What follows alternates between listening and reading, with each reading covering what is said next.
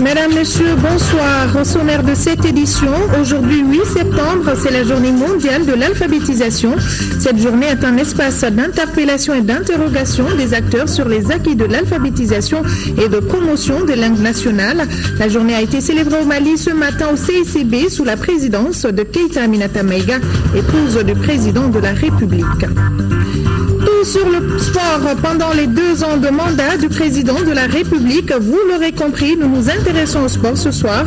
Le gouvernement a fait des investissements énormes pour mettre les sportifs et leur encadrement dans les bonnes conditions pour la conquête des trophées et médailles. Ce dossier boucle la série de dossiers consacrés au 2e anniversaire du mandat du président de la République, Ibrahim Boubacar Keïta. Voilà pour le sommaire de cette édition. Restez avec nous, le développement dans un court instant. Et à l'ouverture de cette édition, l'ambassadeur de Chine au Mali est venu livrer un message du président chinois à celui du Mali pour ses efforts déployés en faveur de la paix. Pékin renouvelle également son désir de poursuivre sa coopération avec le Mali. L'ambassadeur chinois a été reçu en audience par le président de la République, Ibrahim Boubacar Keïta. Autre audience à la présidence, celle accordée au président de la commission Vérité, Justice et Réconciliation. Le compte rendu avec Ramata Konati. De la coopération sino-malienne, il en a été question au cours de cette audience que le président Ibrahim Boubacar Keïta a accordée à l'ambassadeur de Chine au Mali. Ying Lu est porteuse d'un message du président chinois à son homologue Ibeka. Par ce message, le président chinois a exprimé ses félicitations à son Excellence M. Ibeka pour le succès obtenu ces 2 dernières années, surtout dans le processus de la paix et de la réconciliation sous la conduite du président Ibeka. Vraiment, nous nous félicitons de la signature par les parties maliennes de l'accord de la paix et de la réconciliation qui constitue, d'après nous, vraiment un important pas en avant dans le processus de paix et de réconciliation au Mali. Et aussi, dans le même message, le président chinois a exprimé aussi son attachement et sa ferme volonté de continuer à travailler ensemble avec son homologue malien pour renforcer encore davantage la coopération pragmatique entre nos 2 pays. Après l'ambassadeur Lou, ce fut au tour du président de la commission Vérité, Justice et Réconciliation d'emboîter le pas à son prédécesseur. C'est une visite de courtoisie que le président de la République a bien voulu m'accorder. C'était essentiellement pour venir le remercier pour le choix qu'il a bien voulu porter sur ma modeste personne. Pour présider la commission Vérité et Réconciliation. C'est aussi pour prendre conseil auprès de lui, m'enquérir vraiment de sa compréhension de notre mandat. Et vraiment, je sors de cet entretien encouragé, conforté et rassuré par rapport à la conduite de cette mission. La commission Vérité, Justice et Réconciliation remplace l'ancienne commission Dialogue et Réconciliation. Elle a pour mission de mener à bien le processus de réconciliation déjà amorcé suite à une crise qui a durement secoué le Mali. On en vient au premier titre de ce journal. Le Mali, à l'instar des autres pays, célèbre la journée mondiale de l'alphabétisation, un espace d'interpellation et d'interrogation des acteurs sur les acquis de l'alphabétisation et de promotion des langues nationales. C'était ce matin au CICB sous la présidence de Keïta Aminata Maïga, épouse du président de la République. Reportage à Serabatili.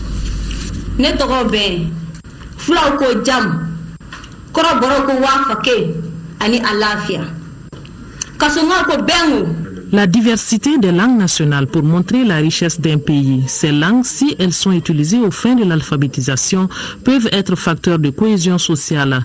La Journée internationale de l'alphabétisation, édition 2015 au Mali, est mise dans le contexte de la paix, ce qui explique le thème « Gestion de sortie de crise, défis et enjeux pour l'alphabétisation ». Le dialogue interculturel entre les différentes communautés de notre pays, dans nos langues nationales, constitue, à n'en pas douter, un élément important pour la réconciliation des cœurs et des esprits et la construction de la paix.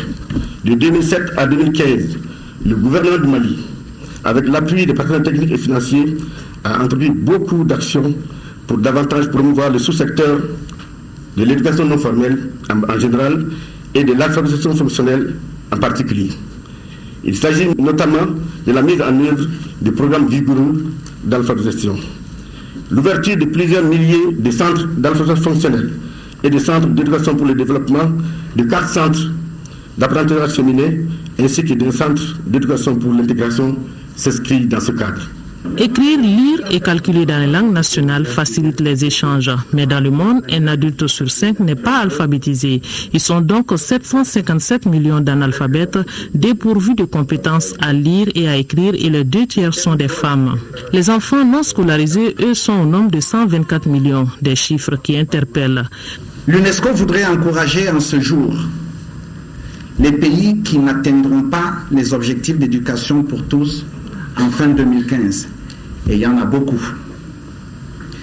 L'UNESCO voudrait les encourager à mettre en place des politiques plus ambitieuses en faveur de l'alphabétisation pour donner plus d'opportunités à toutes les femmes et à tous les hommes de participer pleinement à la vie de leur société. Je sais que le Mali s'y est engagé sous le leadership de son Excellence le président Ibrahim Boubacar Keïta, et je voudrais devant vous, mesdames et messieurs, et madame la première dame, le remercier très sincèrement pour son engagement. La première dame, Mme Keïta Aminata Maïga, marraine de la cérémonie, est revenue sur l'importance de ce thème consacré à la gestion des crises pour le Mali. L'alphabétisation peut être un facteur essentiel dans la gestion sortie de crise pour notre pays. En effet, elle met à la disposition des populations dans les langues qu'elles maîtrisent les outils qui leur permettent de transformer qualitativement leurs conditions de vie. L'alphabétisation offre à chaque citoyen la possibilité de s'affirmer et de se réaliser en participant pleinement au développement de son pays. Elle demeure le socle sur lequel repose notre identité culturelle et notre unité nationale.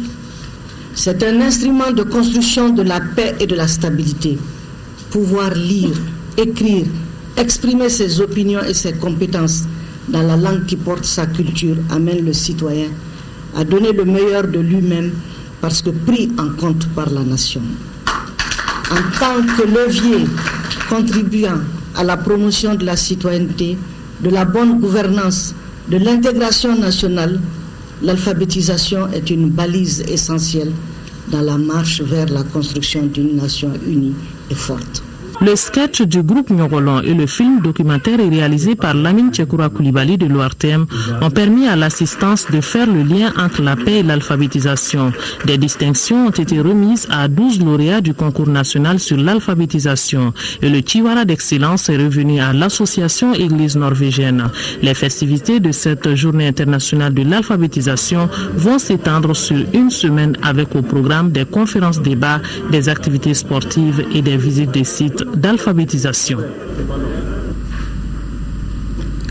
Actualité régionale, première escale Mopti, et nous allons parler du premier paiement de transfert monétaire à des ménages pauvres bénéficiaires de l'intervention du programme Filets sociaux Djigisemedjiri.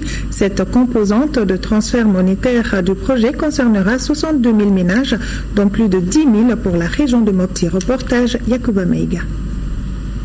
Il s'agit d'assurer à chaque ménage cible un transfert monétaire de 10 000 francs CFA par mois et ce durant 3 ans. Avec un total de 10 187 ménages bénéficiaires, la région de Mopti va recevoir plus de 3 667 millions de francs CFA au bout de 3 années. À cela, il faut ajouter la prise en charge médicale des ménages pauvres et leurs ayants droit au titre du régime d'assistance médicale qui est un dispositif public de protection sociale non contributif. Les bénéficiaires qui ont été choisis vont recevoir chaque trimestre 30 000 francs CFA. Le ménage, il est libre d'utiliser cet argent à ce qu'il veut. On lui conseille d'utiliser prioritairement pour les besoins alimentaires du ménage. Ensuite, il peut consacrer l'argent pour d'autres besoins qui renforcent le capital humain. Ils vont bénéficier de 2 ans de prise en charge médicale gratuite dans toutes les structures de soins de santé, que ce soit les hôpitaux, les CESCOM et les CCRF. Cette manne financière devrait contribuer fortement à améliorer les conditions de vie des populations démunies des 14 communes des cercles de Kourou, Bankas et Yuaru. L'importance financière accordée aux ménages individuellement peut paraître modeste, mais c'est un investissement qui doit permettre de recréer la dynamique de l'autonomisation au niveau des ménages et permettre aux chefs de ménage d'assumer leur rôle de chef et d'aider toute la famille, tout le ménage à pouvoir accéder aux services sociaux de base et aux enfants à pouvoir accéder aux dynamiques de préparation d'avenir. Le programme Filets sociaux Djigissé-Medjiri, faut-il le rappeler, est une initiative du gouvernement malien qui a bénéficié d'un financement de la Banque mondiale à hauteur de 35 milliards de francs CFA. Il ambitionne, dans sa phase opérationnelle, sur la période 2013-2017, une couverture nationale de 106 communes issues de 6 régions du Mali et du district de Bamako. Nous étions à Mopti, et bien nous y restons. Mahaman Babi, ministre de la Jeunesse, y était pour visiter des structures relevantes de son ministère. Le ministre Babi a également animé une conférence à Bankas sur les acquis des 2 ans du président Ibrahim Boubacar Keïta à la magistrature suprême. Reportage Moustapha Doumbia. Une forte mobilisation de la population et des messages de soutien aux actions du président Ibrahim Boubacar Keïta pour recevoir le ministre de l'Emploi, de la formation professionnelle, de la jeunesse et de la construction citoyenne. Le ministre Mahaman Babi est venu à Bankas pour animer une conférence débat sur les réalisations des 2 ans du président de la République à l'exécutif. Nous avons mis en place l'Observatoire national de l'emploi et de la formation au cours de ces 2 années, l'Institut national de formation aussi. Nous avons parlé des grands projets que nous avons pu mobiliser avec les partenaires techniques et financiers. Il s'agit du projet avec la Banque mondiale de ProSège avec 33 milliards. Nous avons parlé du projet avec le FIDA Fier avec 26 milliards. Nous avons parlé de assez fort avec l'AFD pour 9 millions d'euros. Nous avons parlé aussi de tout ce que nous sommes en train de faire sur les ressources propres de l'État à travers l'ANPE, à travers la pêche, le FAFPA, etc.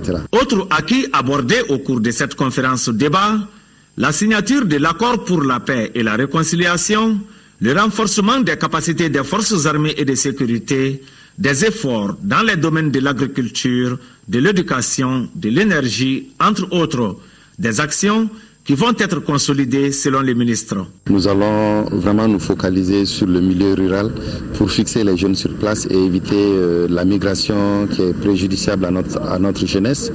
Et nous allons mettre beaucoup l'accent sur la satisfaction des besoins en matière de ressources humaines de nos entreprises.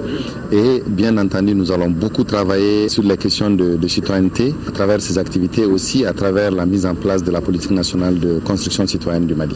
En marge de la conférence, le ministre de l'Emploi, de la formation professionnelle, de la jeunesse et de la construction citoyenne a visité à Mopti les structures relevantes de son département. Il a également échangé avec les jeunes de la région de Mopti sur leurs préoccupations. Et ce rendez-vous à noter du 31 octobre au 31 décembre 2015, notre capitale va abriter la 10e édition des rencontres de Bamako, la Biennale africaine de la photographie. À quelques semaines de l'ouverture officielle de cette grande rencontre culturelle, le ministère en charge de la culture et la compagnie royale Air Maroc ont signé hier à Bamako une convention de partenariat à hauteur de 100 billets d'avion et plusieurs autres avantages de voyage sur l'ensemble de leur réseau. Modibo Soirée a assisté à la signature. À partir de cette signature, la compagnie royale Air Maroc devient du coup le transporteur officiel des éditions 2015 et 2017 des rencontres de Bamako, la Biennale africaine de la photographie. Et l'ambassadeur du royaume chérifien dans notre pays s'en félicite. Je salue cet engagement pour l'Afrique. Et l'Afrique, c'est sa culture, c'est son histoire, c'est sa civilisation. Et donc, c'est vraiment une initiative louable que je salue et j'encourage. Cette cérémonie de signature de convention témoigne de l'importance de relations entre le Mali et le Maroc. L'accord met à la disposition du comité d'organisation de ce festival culturel panafricain de la photographie des billets d'avion et autres avantages liés au transport des participants de la manifestation. La compagnie nationale Royal Air Maroc, en mettant à la disposition des rencontres 100 billets d'avion et 1000 kg de fret, comme quoi cet accord contribue de façon indiscutable à la réussite de la biennale, dont le rôle est si essentiel dans le développement et la promotion de la création photographique du continent. Tous les partenaires s'activent pour que cette 10e édition, prévue à Bamako du 31 octobre au 31 décembre, soit une réussite. Ce partenariat s'inscrit en droite ligne de l'orientation de la compagnie depuis un certain temps pour soutenir des activités de ce genre sur le continent. Les rencontres de Bamako deviennent alors la 5e manifestation culturelle africaine soutenue par la RAM. La culture nous paraît comme étant une base, un vecteur, un fondement essentiel à la créativité économique. Donc nous avons décidé de soutenir la culture dans notre continent. Et nous avons donc identifié les manifestations essentielles. Et dans les manifestations essentielles de la culture de notre continent, les rencontres de Bamako, la Biennale de la photographie. Nous restons dans le registre culturel. Les acteurs et opérateurs culturels étant en conclave au Conservatoire des Arts et Métiers Multimédia Balafaseke Kouyaté, c'est à la faveur de l'ouverture de nos rencontres de renforcement de capacité des acteurs culturels. Objectif, améliorer la qualité de la production culturelle de notre pays. On en parle avec Cheikh Oumar Sangari. Faisons le distinguo entre marketing culturel et marketing du produit culturel. Le marketing culturel qui s'inscrit dans une approche culturelle de la stratégie et le marketing du produit culturel qui réfléchit à la meilleure stratégie de commercialisation d'un produit culturel. Un ministre qui développe un module. L'exercice n'est pas habituel, mais traduit une volonté du département en charge de la culture, celle de faire du renforcement des capacités des acteurs culturels un facteur de développement de l'industrie culturelle du Mali. La Direction nationale de l'action culturelle, en tant que structure technique du département de la culture, de l'artisanat et du tourisme, entend contribuer au renforcement des capacités des structures et acteurs culturels. Avec l'immense patrimoine culturel dont dispose le Mali, l'industrie culturelle peut être un atout de développement socio-économique. Pour cela, il faut qu'elle s'adapte à l'évolution d'un marché de rude concurrence. C'est pourquoi le ministère en charge de la culture prône une professionnalisation du secteur. Qui dit industrie, dit démarche stratégique. Qui dit industrie, dit forcément objectif économique. Et enfin, qui dit industrie, dit concurrence. La réponse qu'apporte aujourd'hui mon département à travers la Direction nationale de l'action culturelle vise à contribuer à l'amélioration des compétences de nos structures et rehausser la qualité des prestations des services culturels. La rencontre de 5 jours regroupe les acteurs culturels des structures publiques et privées autour du thème management des projets culturels. Au centre des débats, des modules comme le marketing et communication des produits culturels, le management des arts et de la culture et la création d'entreprises. Nous restons avec Cheikh Oumar Sangari pour parler du concours d'entrée à l'Institut national des arts INA au titre de l'année scolaire 2015-2016. Le concours se déroule bien, c'est le constat fait par le ministre de la Culture, de l'Artisanat et du Tourisme qui s'est rendu sur place ce matin. Ils sont plus de 500 candidats pour 175 places disponibles. Constater de visu les conditions d'organisation du concours d'entrée à l'Institut national des arts et encourager les candidats, telles sont les raisons de la visite du ministre en charge de la culture. Le ministre Diallo a visité les différentes salles d'examen et s'est dite globalement satisfaite de l'organisation du concours. Elle a également rassuré que son département mettra tout en œuvre pour relever les défis auxquels est confronté l'établissement. À titre d'exemple, l'amélioration de la capacité d'accueil de l'école. 175 nouveaux étudiants attendus sur plus de 500 postulants. Nous avons pris toutes les dispositions pour que ça soit bien organisé. Et vous-même, vous avez fait le constat. Et cette année, nous avons 554 candidats, y compris les professionnels. Le concours d'entrée à l'INA, qui s'étend sur 3 jours, est ouvert aux titulaires du DF et aux professionnels. Le premier jour est consacré aux épreuves communes, dictée, questions et rédaction. Ensuite, les 2 autres jours sont dédiés aux épreuves techniques. Celui qui veut se postuler dans la section musique, alors on prend un exemple sur la Koura. Et il amène ça et il y a les professeurs, les experts sont là et alors je crois qu'on lui met à l'exercice. L'Institut national des arts fut créé en 1933. L'INA aura formé plusieurs figures emblématiques de la culture malienne. Suite des dossiers consacrés à l'an 2 du président de la République, ce soir nous faisons un zoom sur le sport malien. Ce domaine a réalisé des performances notables cette année, surtout au niveau des sélections de jeunes. L'histoire retient désormais que le football a gagné son premier trophée continental à travers l'équipe nationale des moins de 17 ans et le basketball ne cesse de rayonner sur le plan international. Le gouvernement a fait d'énormes investissements pour mettre les sportifs et leur encadrement dans les bonnes conditions pour la conquête des trophées et médailles. Le président de la République a ainsi contribué de façon remarquable à l'épanouissement du sport avec la mise en œuvre d'une politique nationale de promotion et de développement du sport, une première dans notre pays depuis l'indépendance en 1960. Khalifa Nama Traoré.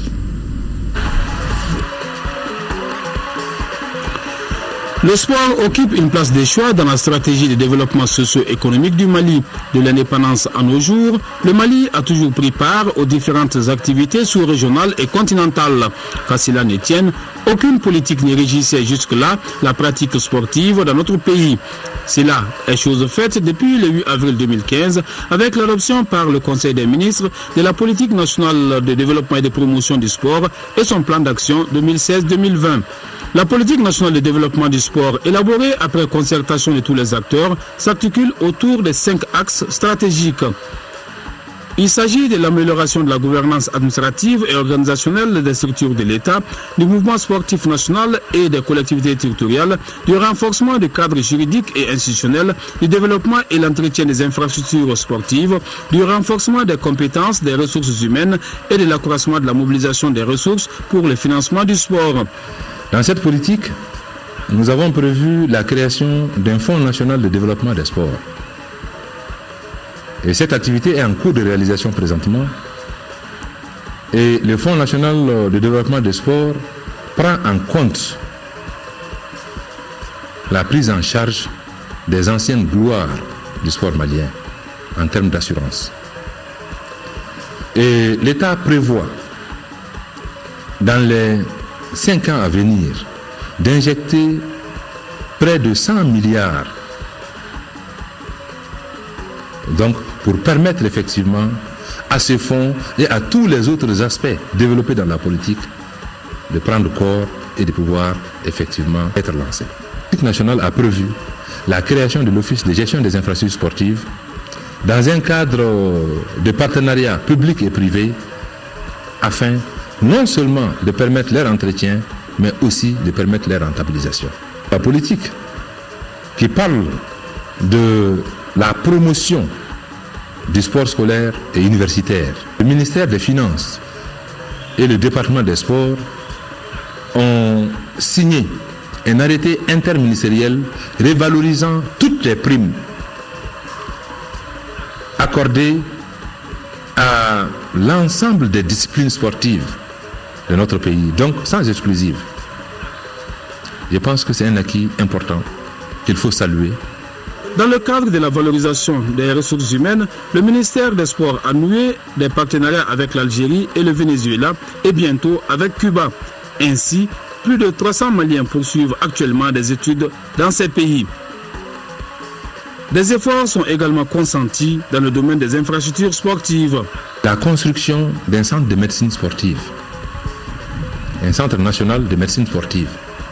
Vous savez très bien que de l'indépendance à nos jours, ce maillon a toujours manqué au niveau de notre sport. Et Cuba aussi décide de donner au Mali des bourses d'études. Le principe est déjà arrêté. Je vais simplement pour signer effectivement ces accords. Donc les bourses cubaines viendront renforcer les bourses sportives déjà acquises. Donc au nombre de 150 au niveau du Venezuela et de 150 au niveau de l'Algérie. En termes encore de réalisation au niveau du département, c'est de doter toutes les fédérations qui n'avaient pas de siège en siège. C'était un besoin pressant au niveau des fédérations. Nous avons élaboré un programme d'investissement pour ramener nos équipes à un niveau d'équipement, à un niveau de réalisation infrastructurelle qui leur permet de rivaliser avec les autres équipes africaines. C'est ainsi que nous avons commencé à gazonner des terrains pour les clubs, à électrifier des terrains pour les clubs. Nous avons déjà fini le programme d'engazonnage du stade municipal de Kati, le stade municipal de Kita et le stade de Baraouli. Et le stade de Baraouli est terminé. Il reste maintenant le stade de l'AS Sabana de Mopti. En ce qui concerne l'électrification, nous avons électrifié le stade du Real de Bamako, celui du stade malien de Bamako et celui des 11 créateurs de Bamako et celui du Djoliba. Ces 4 terrains ont été électrifiés. Et avec l'appui de la FIFA, nous avons obtenu un financement, un engagement de 1 milliard pour doter les stades municipaux de Tombouctou, de Gao et de Kidal de gazon synthétique. Les travaux de Tombouctou vont incessamment démarrer et l'appel d'offres a été lancé pour le terrain de Gao et après cela, ça va être le tour de Kidal. Sur les arènes de compétition, les sportifs maliens se sont bien illustrés, surtout au niveau des plus jeunes dans les sports collectifs les plus en vue, le football et le basketball. Les filles de moins de 16 ans ont ainsi prolongé leur règne sur l'Afrique en remportant le 4e trophée de l'Afro-Basket en autant d'éditions. Les garçons, eux, ont failli emboîter le pas aux filles. La compétition tenue à Bamako a bien été une réussite sur le plan organisationnel et mobilisation. Malheureusement, l'équipe malienne a échoué en finale devant l'Égypte lors de sa seule défaite du tournoi. Les moins de 19 ans ont, elles, réalisé une performance notable lors de la Coupe du Monde en Russie. Bref, le basketball malien ne cesse d'exprimer sa bonne santé. Nous avons joué en une année 3 finales de Coupe d'Afrique. Nous avons gagné 2. En U18 au Caire, en U16 filles à Madagascar et en U16 garçons au Bamako où nous avons perdu la finale à 9 secondes de la fin, d'1 point. Nous venons de l'Afro-Basket senior garçon à Tunis où on peut dire que effectivement le Mali est monté d'un cran. Le Mali était 15e, je crois, à l'Afro-Basket de 2013 à Abidjan. Nous sommes maintenant 7e et depuis on a failli être dans le terrain d'as. Je crois que sur ce point on peut dire qu'on est satisfait. Nous avons eu l'accompagnement du gouvernement, l'accompagnement du chef de l'État en personne, qui à chaque fois que nous avons fait les bons résultats nous a appelés et qui ne cesse de nous encourager et qui est en train de mettre à travers le ministre des Sports les moyens à notre disposition pour qu'on puisse mener à bien la mission qui nous est confiée. Le Mali du football en 2015, c'est la participation à presque toutes les phases finales. Coupe d'Afrique des Nations seniors, juniors, cadets, moins de 23 ans. Une performance que notre pays partage avec l'Afrique du Sud et la Zambie. Le premier trophée continental pour une sélection nationale de foot, gagné par les cadets, et la 3e place de la Coupe du Monde des moins de 20 ans, avec en prime le titre des meilleurs joueurs revenu à Adama Traoré. Des performances acquises grâce aux efforts du gouvernement à travers le ministère des Sports et la Fédération malienne de football. Ça veut dire que notre football est à niveau. Parce que le football du jeune était un baromètre, une mesure de la santé, du niveau du football d'un pays. À la Coupe d'Afrique des Nations de moins de 17 ans, qui s'est joué à Niamey, au Niger. Nous avons été premiers africains. Nous avons remporté cette coupe. Cela veut dire également que notre football est en train de progresser. La clé de la réussite, c'est d'abord doter l'équipe d'un meilleur encadrement et procéder à un travail très sérieux à la base, et parce que pour avoir une équipe très compétitive, il aurait fallu faire une très bonne sélection. Aujourd'hui, la Fédération malienne de football, avec l'appui du département des sports, met tous les moyens à la disposition de nos équipes pour les préparer et avant les compétitions. Et je voudrais rendre un vibrant hommage au président de la République, Ibrahim Boubacar Keïta, pour son engagement auprès du football malien. Et vous avez vu, lorsque les jeunes ont remporté la Coupe d'Afrique des Nations, il a offert à chacun de ces acteurs un logement. Et dans notre société, un logement représente beaucoup de choses. Ça a été un moyen de galvanisation des autres jeunes appartenant aux autres sélections. Outre les locomotives basketball et football, le taekwondo a eu le rayonnement qu'on lui connaît avec les 3e places obtenues par Ismaël Koulibaly à Tcheliabinsk et à Moscou en Russie. L'athlétisme, le karaté, le Yosekan Budo, le Vovinam Viet Vo Dao, le rugby, le judo, l'escrime ont tous eu le mérite d'être salués par le département. Il s'agit de faire en sorte que toutes les disciplines se valent. Certes, on ne peut pas, avec la main, cacher le soleil. Il y en a qui sont plus populaires que d'autres. Mais il nous revient à nous et à la fédération, sinon aux différentes fédérations, de faire en sorte que ces disciplines aussi soient connues et soutenues dans notre pays. Donc la promotion de ces disciplines est aussi notre devoir. L'avenir du sport malien est bien promoteur, mais à condition que les acteurs maintiennent la cohésion tout en élaborant de bonnes stratégies de management et de formation. Un combat cher au ministère des Sports et au Comité national olympique et sportif du Mali.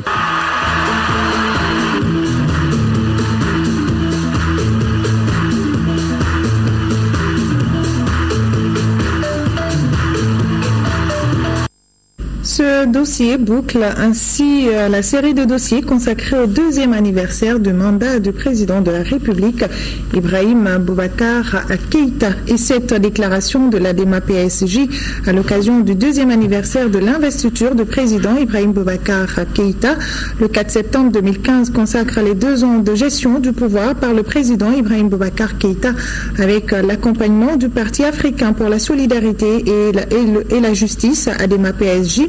Le Parti africain pour la solidarité et la justice saisit cette occasion pour rendre un vibrant hommage au président Ibrahim Boubacar Keïta et lui exprime toute sa reconnaissance pour les différents jalons posés au sommet de l'État en vue de sortir le Mali de la crise à laquelle il est confronté.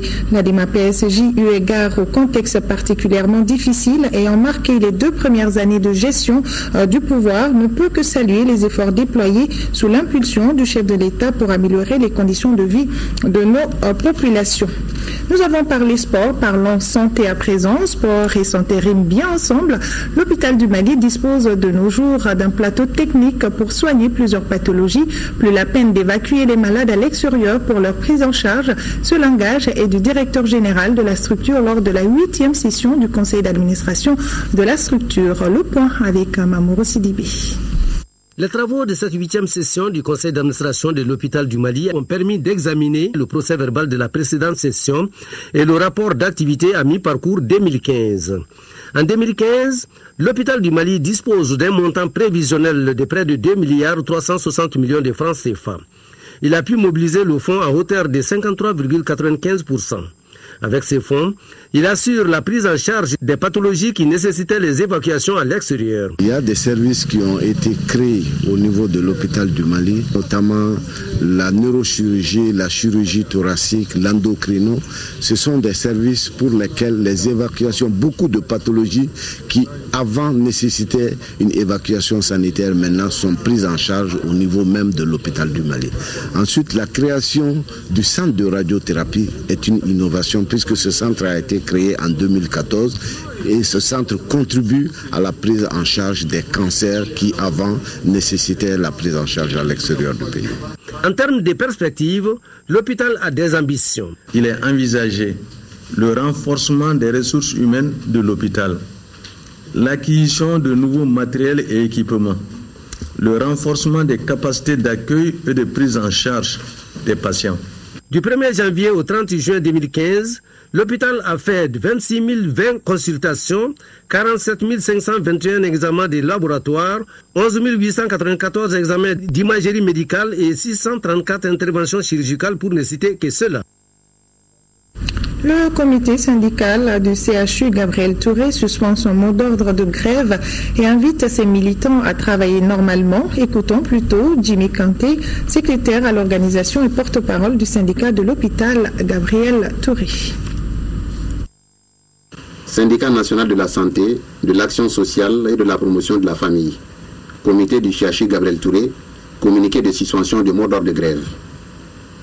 Vu la situation que vit actuellement notre pays, vu les efforts de bons offices de divers horizons, considérant les engagements du ministère de la Santé et de l'Hygiène publique et de la direction du CHU Gabriel Touré à prendre en compte les préoccupations du personnel de l'hôpital, le comité syndical du CHU Gabriel Touré, après avoir noté un accord avec la direction de l'hôpital sur l'essentiel des points du préavis de grève, décide de suspendre son mot d'ordre de grève prévu les 9, 10, 11 septembre 2015. En conséquence, le comité syndical demande aux travailleurs de l'hôpital Gabriel Touré de continuer normalement de travailler tout en restant mobilisés pour les décisions et actions ultérieures. Le comité syndical remercie le président et l'ensemble des membres de la commission de conciliation ainsi que le ministère du Travail, de la fonction publique et de la réforme de l'État. Le comité syndical remercie aussi le ministre de la Santé et de l'Hygiène publique pour sa visite à l'hôpital Gabriel Touré le dimanche 6 septembre et ses engagements pour le bon fonctionnement de l'hôpital, notamment en matière d'hygiène et d'assainissement. Ces remerciements s'adressent à tous ceux qui, de l'intérieur comme de l'extérieur du pays, ont œuvré pour l'avènement de ce résultat, notamment le secrétaire général et les membres du bureau de l'UNTM, les membres du bureau exécutif du syndicat national de la santé, de l'action sociale et de la promotion de la famille et l'ensemble des travailleurs du CHU Gabriel Touré. Fait à Bamako le 8 septembre 2015 pour le comité syndical de Gabriel Touré, le secrétaire général Dr Lozeni Bengali. Et cette action humanitaire de l'ONG Al-Farouk, elle vient de mettre des forages à la disposition des personnes démunies des quartiers de Bankoni, Sangarebougou et Ouenzembougou. Le coût de l'opération est estimé à une vingtaine de millions de francs CFA. Reportage à Sokona Kamisoko. Au-delà des centaines de millions de francs CFA investis dans l'assistance aux démunis, l'ONG Al-Farouk contribue fortement à l'accès de la population du district de Bamako à l'eau potable. Les habitants de Sangarebougou Plateau, Bankoni, Ouenzembougou, Mamarebougou et Kanadjigila et bien d'autres quartiers de la capitale ne diront pas le contraire. Fini donc les longs trajets à parcourir pour s'approvisionner en eau. La population du plateau de Sangarebougou vous dit merci. Merci pour avoir contribué à réduire sensiblement les longues distances parcourues à la recherche d'eau potable, les maladies liées à la consommation d'eau souillée, les temps perdus au transport de l'eau, dans des conditions pénibles et malsaines. À Ouenzen, nous avons des problèmes. En hivernage, il y a des puits qui ont des éboulements. Pendant la saison sèche, les puits sont à cas de sèche. Il n'y a pas d'eau du tout. Donc quand on a un forage comme ça, ça nous met à l'aise et en hivernage et pendant la saison sèche. Donc je suis excessivement content. Les autorités communales et les notabilités ont salué et remercié la généreuse donatrice, l'ONG Al-Farouk. Ce n'est pas notre premier essai par rapport à l'Al-Farouk. L'Al-Farouk a fait des dizaines de forages au niveau de notre commune ici. Tout cela dénote la volonté du gouvernement pour pouvoir apaiser les souffrances de la population. C'est la mairie qui doit se charger normalement du bien-être des populations. Donc si l'ONG Al-Farouk vient nous enlever une épine dans le pied, vraiment on ne peut que les remercier. Nous serons les grands surveillants de ce geste-là.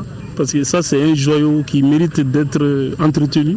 Pour le représentant de l'ONG Al-Farouk Mahmoudou Kontao, la réalisation des nouveaux forages est tout simplement normale, puisque la vocation première de l'association est de servir l'islam.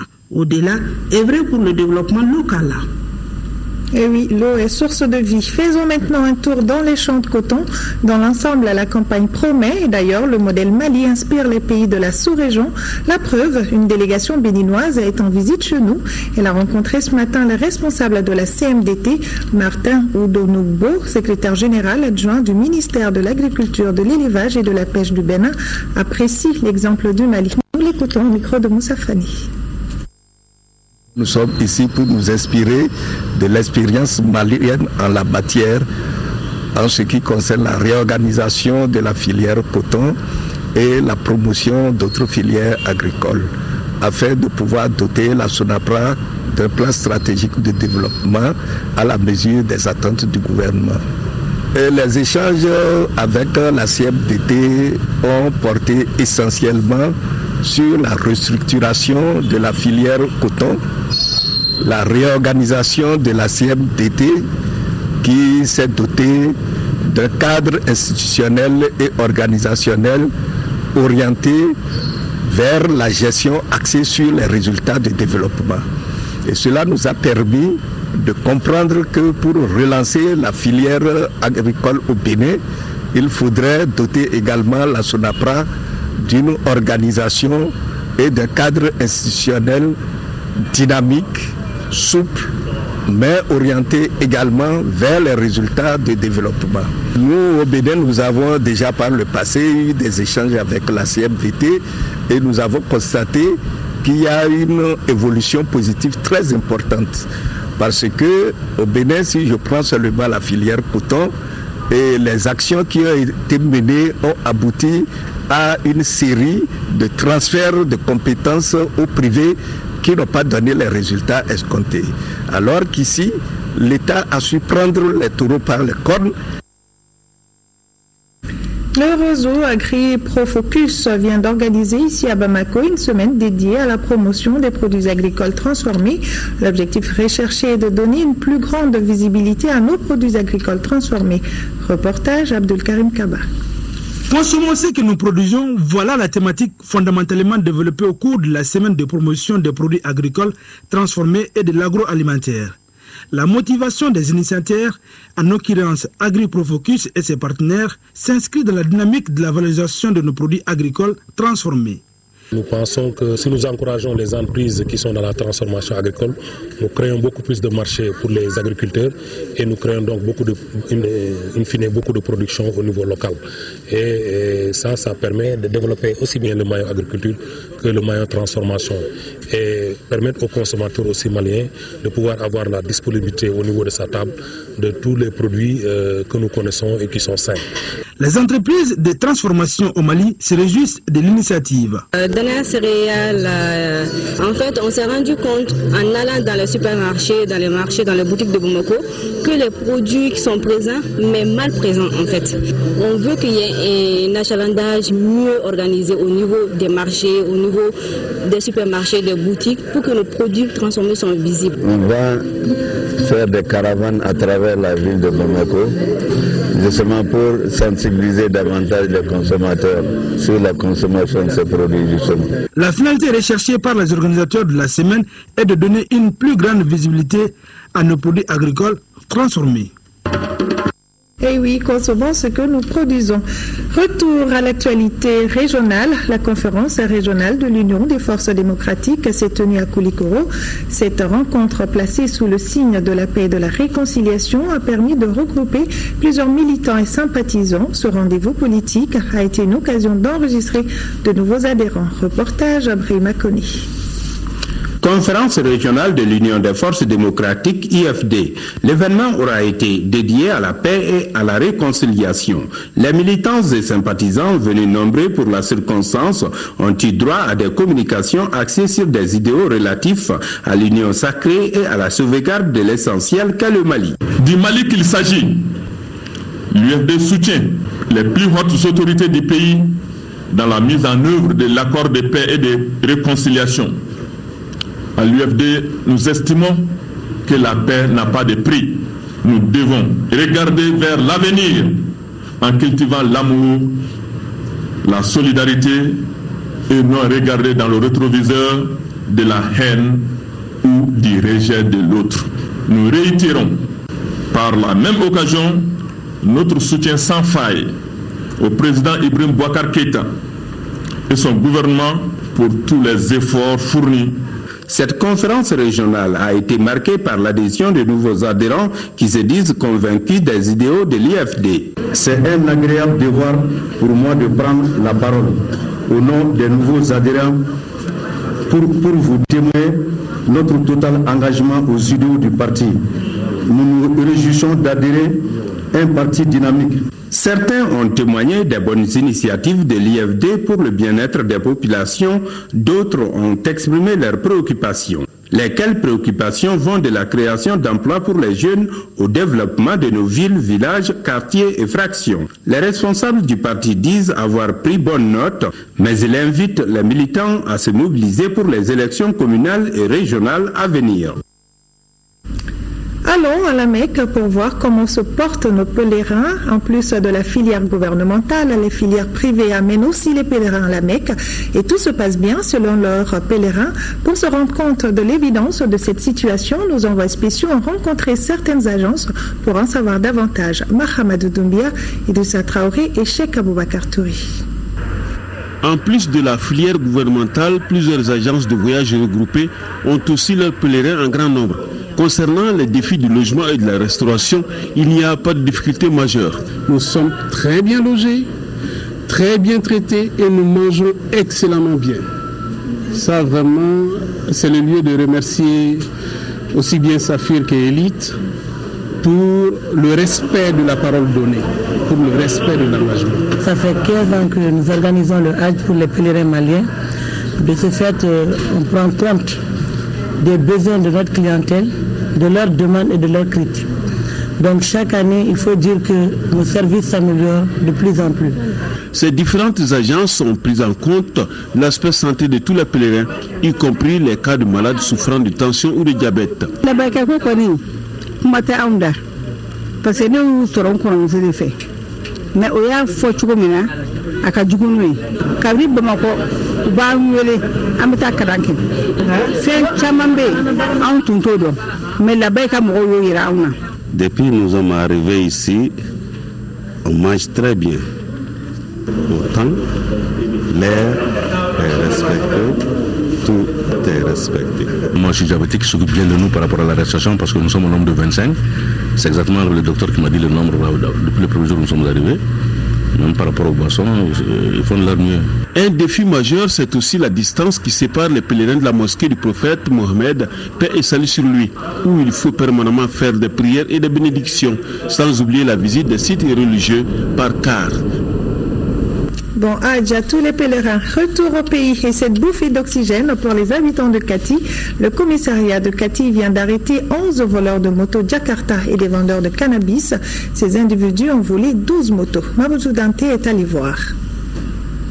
Dans la nuit du 30 au 31 août dernier à Kati-Samaguebougou, avec l'appui de la population, le commissariat de la ville de Kati a mis la main sur 11 malfrats spécialisés en vol de motos Jakarta. Le cerveau des malfrats Ibrahim Diakité Dibois alias Pouchas, à peine sorti de prison pour vol d'animaux, retourne au cachot après avoir volé 12 motos Jakarta en complicité avec 10 autres personnes.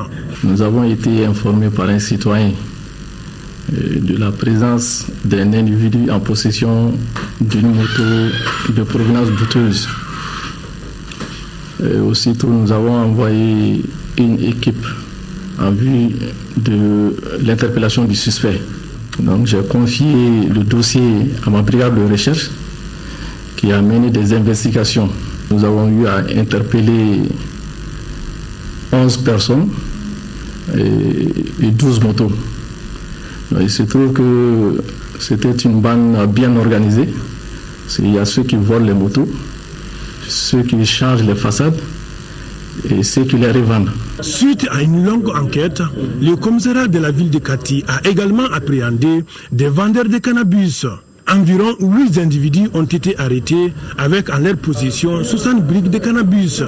Ces individus opéraient entre Bamako et les zones d'extraction d'or. Nous avons reçu des renseignements. Donc, chaque fois que les renseignements nous sont donnés, nous exploitons ces renseignements et tous ont été conduits devant monsieur le procureur près du tribunal de grande instance de Kati, et qui les a placés sous mandat de dépôt à la maison d'arrêt de Kati. La police nationale, dans sa mission quotidienne d'assurer la sécurité des personnes et de leurs biens, compte sur l'aide de la population.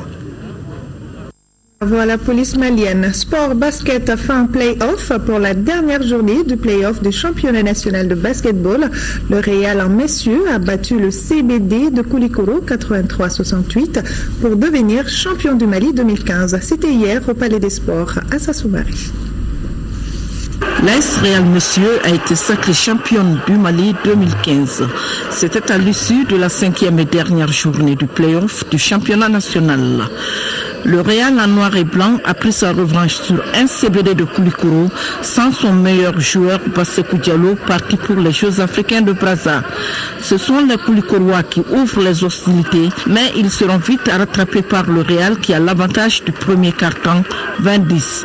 Au second quart, les Bleus de Koulikoro vont adapter une défense stricte pour faire la parité 32-32 à la pause.